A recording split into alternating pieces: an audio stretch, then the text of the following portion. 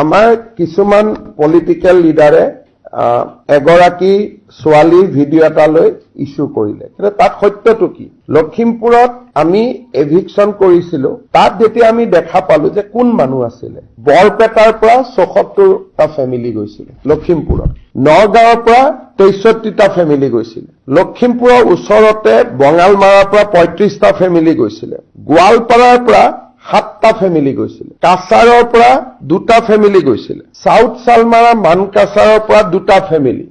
অৰ্থাৎ এখেতসকলে সাউথ সালমাৰা, বৰপেটা, নগাঁৱৰ পৰা লখিমপুৰ টাউনত গৈ তেওঁলোকে মাটি দখল কৰি এটা গোটেই গাঁও এখন বনাই লৈছিল। এতিয়া সিদিনাখন 13 গৰাকী খিলঞ্জীয়া মানুহৰ কথাটো উদ্দেশ্য প্ৰণোদিতভাৱে ফোকাছ কৰা হ'ল। কিন্তু লখিমপুৰ সাউথ সালমাৰাৰ মানুহক যে আমি এভিকশন কৰিলো আৰু লখিমপুৰত জনগাঁথনি পৰিৱৰ্তনৰ যিটো এটা ষড়যন্ত্ৰ আৰম্ভ হৈছিল তাক আমি ৰখাব পাৰিলো, সেই কথাটো আমাৰ বহু ৰাইজে আলোচনা কৰিব